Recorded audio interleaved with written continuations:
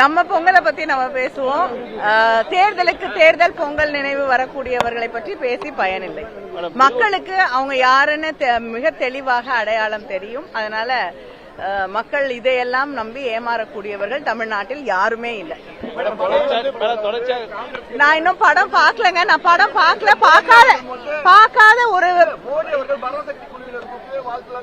ஏங்க நான் இப்பதாங்க பதில் சொன்னேன். நான் படத்தை பார்க்கல.